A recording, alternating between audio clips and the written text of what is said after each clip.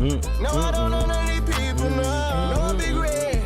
Keeps a little green like holiday season. No, I'm the one to believe in. Action bitch, she believe it. Shit hard. Welcome, ladies and gentlemen. Welcome, ladies and gentlemen. Go ahead. I could not add that to the list. Welcome to the pregame. You know, Trippy Red's in the anime. That's why I'm surprised you put it in there. Because pause. Correct. You're right. That's not really my bag. I picked some different ones on this. I threw the Flo Millie up there. I was like, you know what? It's the end of the year. It's the beginning of the year. Let's broaden your horizon. Let's do something different. Happy to be back, my friend. Happy to be back, man. More ways than one. Man, more ways than one. Good to be back. Welcome to 2024. Happy New Year. Happy New Year. What up, though? You know what? It is Monday Night Raw, and it's nothing better than starting 2024 doing it raw with your favorite podcasters, Norwood and Reggie. Yeah, man, the HBCU homeboys. So, y'all know what it is when we do the pregame. We do the pregame first, then we come back with our episode, Monday Night Raw, episode 134. But you also get to hear us get a live reaction. So, Alabama just lost to Michigan in overtime, 27-20, by getting stopped on 4th and goal from the 3-yard line. Great job. Great job. Yeah, one job. Couldn't do it. But Jalen Milroe, good football player, just not a quarterback. And I think that we knew that. We've known that.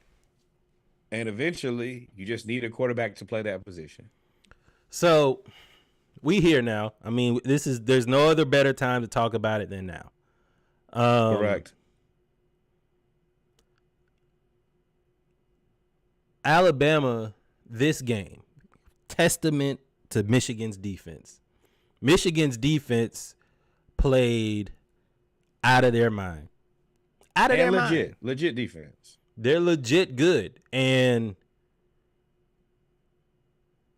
they held Alabama to 20 points when they spotted them like 3 turnovers. They almost had a turnover on the very first play of the game. They spotted them like 3 turnovers, and they still won. I think Alabama got like 14 points off turnovers. Right? So they got their first touchdown off a muffed punt, now that I think about it. They did everything they tried to do to get that game to Alabama. I mean, they missed field goals. They missed extra points. They didn't capitalize on turnovers. They had turnovers. But that defensive coordinator, whoever that defensive coordinator is, ain't going to be there but about next year. That's about it. And if Jim Harbaugh go to the pros, he going to go with him because that dude coached a hell of a game. Man, they recruited a good defense. Good defense showed up and played. I don't have any,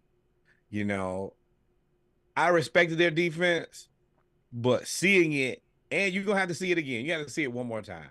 Hopefully you will get what I want to see now is Michigan versus Washington, and we'll see offense versus defense and see who can duke it out here.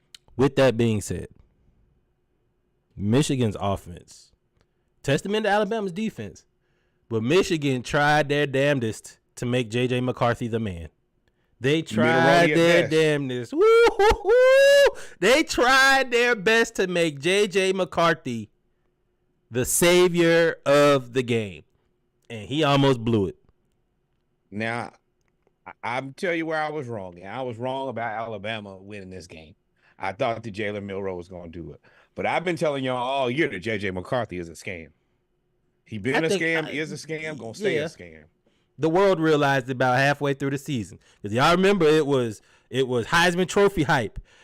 Caleb Williams, J.J. McCarthy. You can lay that Heisman Trophy down because you don't need to be nowhere. J.J. McCarthy, Drake May, and then Michael Penix Jr. and Jaden Daniels. J.J. McCarthy sunk like a rock right after about the 6th game. Right after about the 6th game, they said, okay, well, he ain't it. And he played a lot of things. Okay. He got bailed out. He almost lost the game. I ain't sugarcoating nothing. He almost lost them the game. All that yin and yang stuff he been doing in the beginning, doing that that meditating and stuff before the game at the goalpost. All that you saw him man, grounding. all that meditation? stuff. Yeah, boy, you were And awful. we support that here. I support y'all. I support what meditation, all that. But that is not going to. It'll make you a better person. It ain't gonna make you a better football player. I mean, it may make you a better football player, but it ain't gonna help you to get to where you need to be, my boy. Let's your wait. Now, Alabama.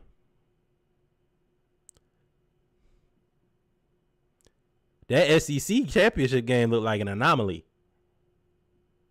It looked like y'all peaked there, and it looked like everything else that we saw was the truth. The South Florida game, the Texas game, the what's the other game? The Auburn game.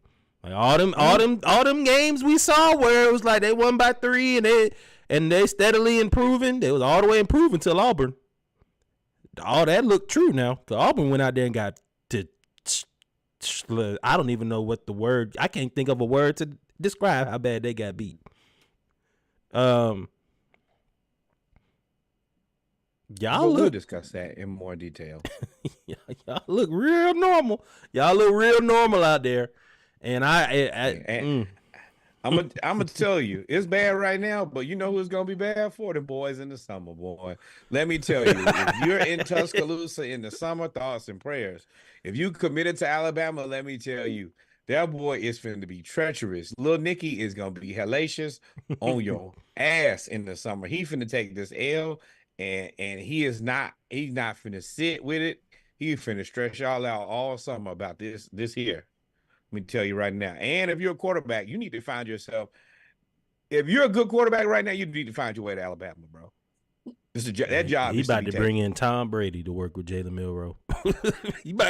Why? Oh, Jalen Milroe, you should go ahead and go in the draft. You're not coming back at quarterback. It's over for you. They were calling plays. I said it. I was like, man, they look like Mike Bobo out there calling plays. I'm gonna tell you right now. After the things he said about Bill O'Brien, I understand both sides. Both points of views. They gonna cook him.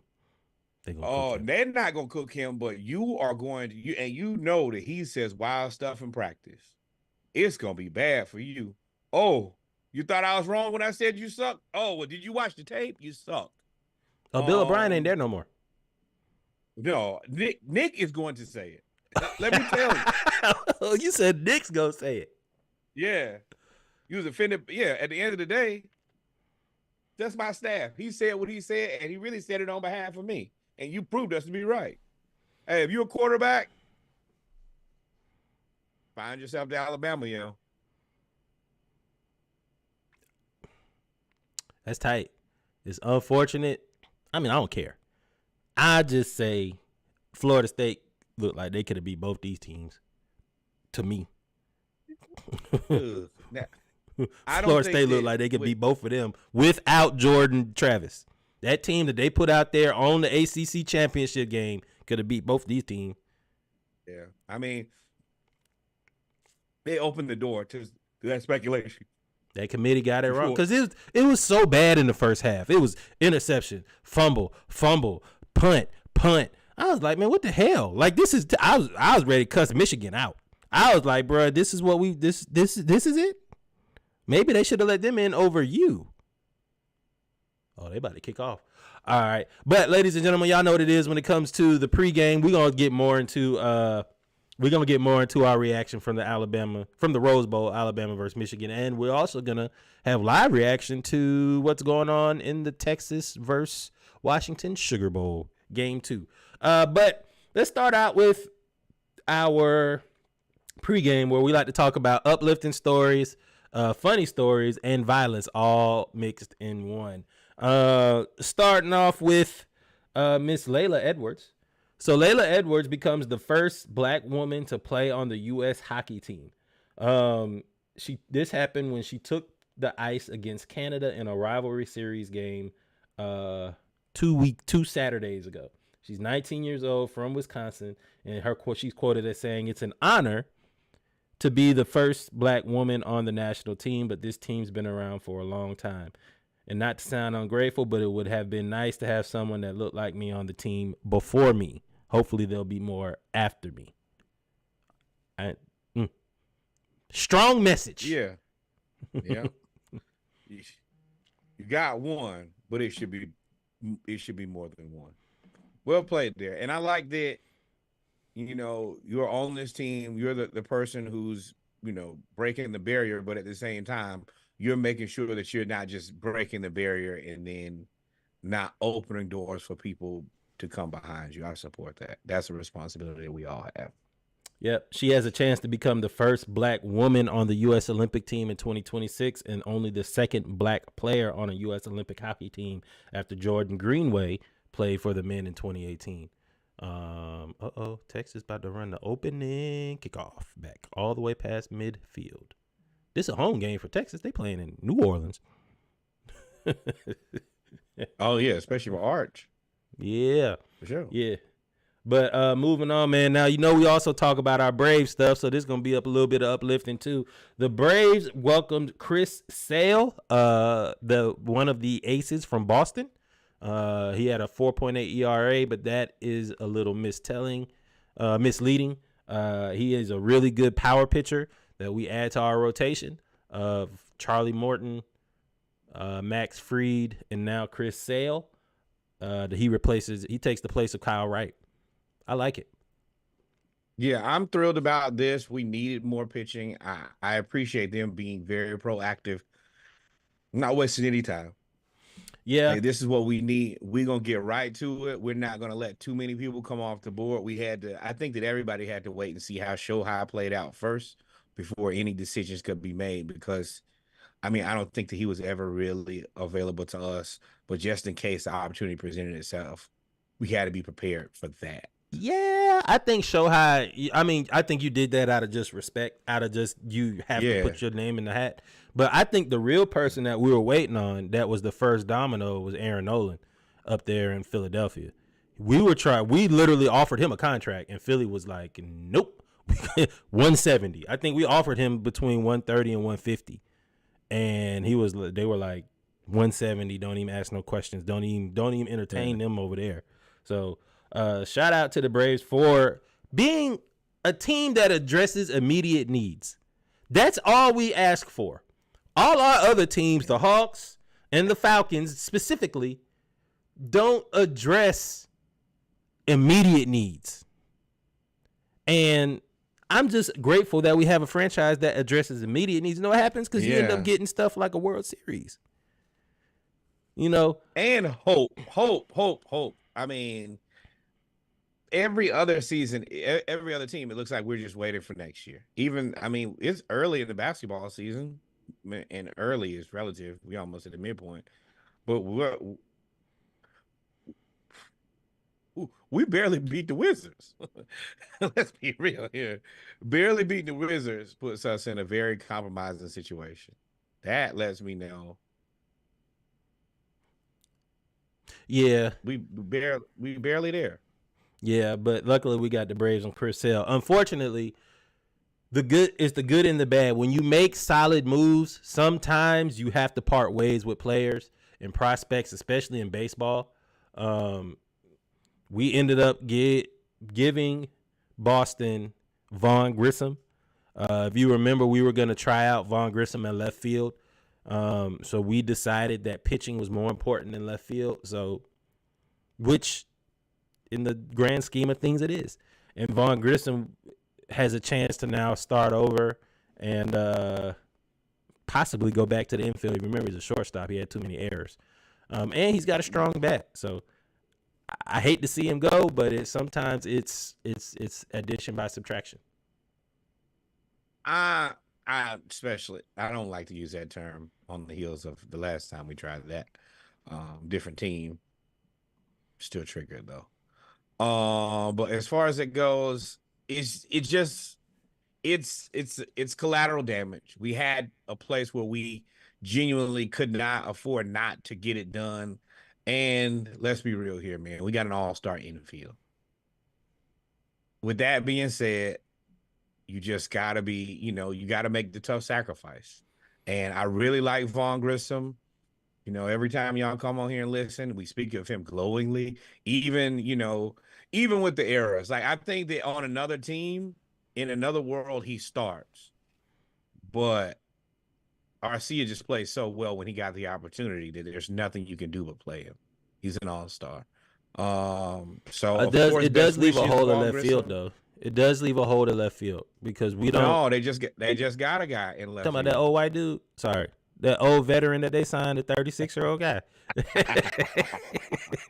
sorry. Bop, bop, bop, bop, bop, bop, bop. Boy, that boy quick scope that man so quick. He said that. That boy shot at him so fast. I didn't mean to, man. But you know what I meant. Like, they signed. But Vaughn was a young prospect. And he was liked around the team. So if he could have played well in left field and then been like a backup infielder, like, but you need pitching. And all the other pitchers was getting contracts we weren't willing to pay. So, yeah. So Norwood is missing the game, unfortunately. So I am letting him know it is 3 and out for Texas. Washington has the ball at their own 11. Up flag. So let's move on. Hey, you remember in high school when like teams played dirty? Like, absolutely. It seems like, and it's not even a rivalry game. It's just like when you had a prospect on your team. Like if your team had multiple D1 prospects, then or highly touted players, other teams would play dirty against you. You remember that? We used to have that happen all the time. Absolutely, all the time. Bruh, sometimes you just got to go He-Man. So there's a few things I noticed. First of all, I'm going to go ahead and proceed this by saying these refs suck. And this is how you start a fight, and this is how you get people beat up. Now you can play the clip. So you're going to see it's one team that has a different type of demographic from the other team. And the home team is bullying the away team. The away team, all of their players are a lot smaller than the home team, except for one. And he gets pissed. So for those that are listening, we'll get past this, but we're going to watch this video real fast. They just mollywopped him. Here we go. Oh, got a breath. Body slam. Look, and they kill him. This is pure intimidation. And that's the guy. You see his complexion is different from everybody else on that team. I've been there before. And I'm going to tell you, you got his index finger up because you got one more time. He went like this. He went like this, like, all right, bet. Because you see him get up, look. He's like, all right. All right. And he walk off like, all right, bet. And they're like, what you trying to do? My man get the ball next time. I'm dunking on it. Shut up. Shut up. Dunked on him. I'm throwing it off the backboard. He went broad Iguodala block. Two hand. And then looked at him. And kept going. Move out there. Shut up. That one. And one. Lefty. Yeah, he went crazy. He went crazy on this. And it's like, and look at the rest of the team. And everybody else is small. And look, this how you know. He talking to everybody. Yeah. He talking to the whole school, like, what up? See, and they trying to tell him to leave. Y'all get on out of here. Now, you do need to leave, though. I really love this. But you do need to leave, though. For sure going to jump you. Touchdown. I've been there before, too. Down at the 1, Washington. But this is the thing for me on this. I love the way that even though the team was playing dirty, he did not get into the mess with them. He just said, you know what? You play like this, I'm going to make you pay for it. And he stood when there he got up, destroyed him. Yeah. I tell you all the time, when somebody tell you I'm going to fix you, you better look around. It's up and it's stuck. Mm-hmm. Somebody going to get you. Nobody going to get you. So, absolutely. Now, a little bit of violence. Now, if there's one rabbit hole that I have not figured out how to not go down, it is UFC knockout or boxing, kickboxing knockout videos. You remember when they came out with FXX and they called it the Man Channel? Remember, before FX, it was called the Man Channel.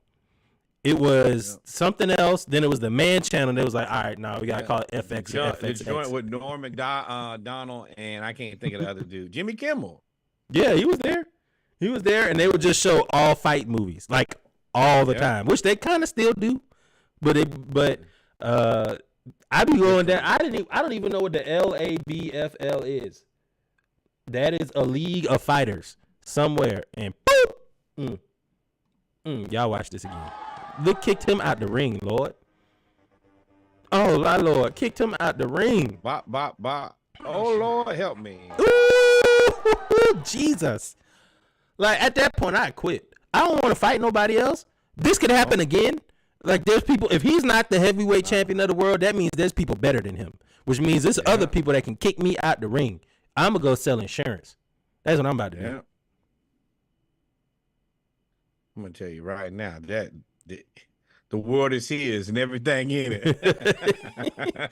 Lord, I don't want no smoke, bro. And the Boom. smoke that I had, you just extinguished.